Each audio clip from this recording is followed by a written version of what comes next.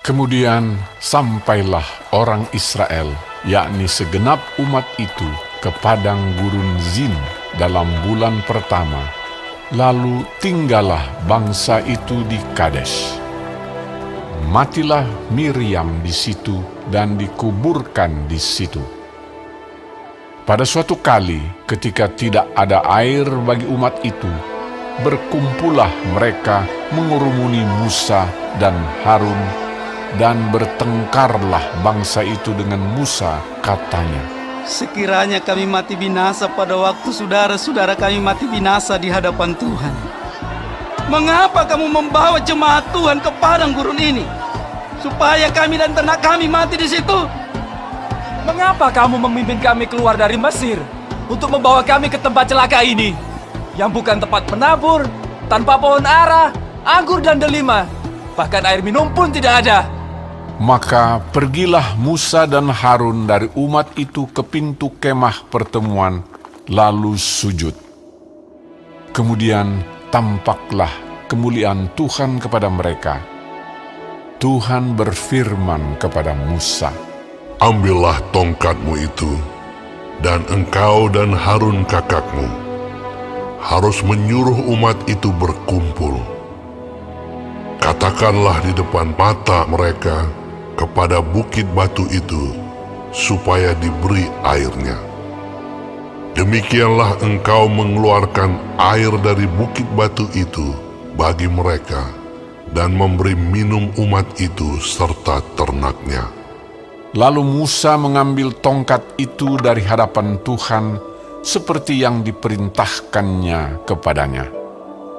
Ketika Musa dan Harun telah mengumpulkan jemaah itu di depan bukit batu itu, berkatalah ia kepada mereka, "Dengarlah kepadaku, hai orang-orang durhaka. Apakah kami harus mengeluarkan air bagimu dari bukit batu ini?" Sesudah itu Musa mengangkat tangannya, lalu memukul bukit batu itu dengan tongkatnya 2 kali. Maka keluarlah banyak air, sehingga umat itu dan ternak mereka dapat minum. Tetapi Tuhan berfirman kepada Musa dan Harun, "Karena kamu tidak percaya kepadaku dan tidak menghormati kekudusanku di depan mata orang Israel, itulah sebabnya kamu tidak akan membawa jemaah ini masuk ke negeri yang akan kuberikan kepada mereka." itulah mata air Meriba, tempat orang Israel bertengkar dengan Tuhan, dan ia menunjukkan kekudusannya di antara mereka. Kemudian Musa mengirim utusan dari Kadesh kepada Raja Edom dengan pesan, "Beginilah perkataan saudaramu Israel.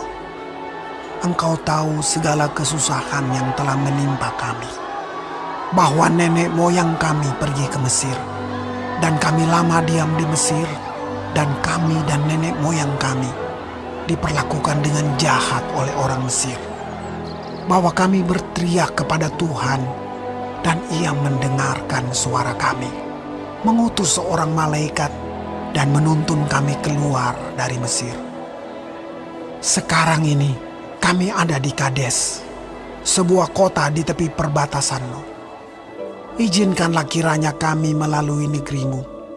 Kami tidak akan berjalan melalui ladang-ladang dan kebun-kebun anggurmu, dan kami tidak akan minum air sumurmu. Jalan besar saja akan kami jalani, dengan tidak menyimpang ke kanan atau ke kiri, sampai kami melalui batas daerahmu." Tetapi orang Edom berkata kepada mereka, Tidak boleh kamu melalui daerah kami. Nanti kami keluar menjumpai kamu dengan pedang. Lalu berkatalah orang Israel kepadanya, Kami akan berjalan melalui jalan raya, dan jika kami dan ternak kami minum airmu, maka kami akan membayar uangnya, asal kami diizinkan lalu dengan berjalan kaki. Hanya itu saja. Tetapi jawab mereka, Tidak boleh kamu lalu. maka keluarlah orang Edom menghadapi mereka dengan banyak rakyatnya dan dengan tentara yang kuat.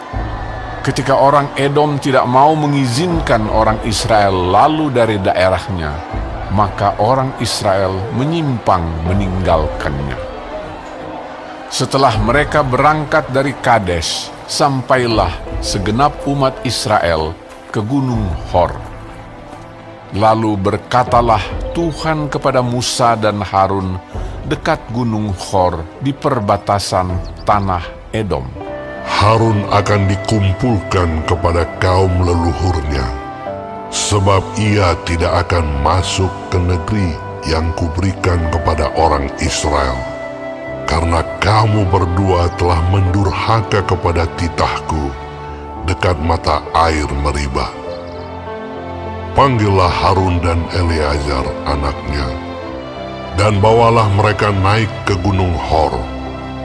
Tanggalkanlah pakaian Harun, dan kenakanlah itu kepada Eleazar anaknya.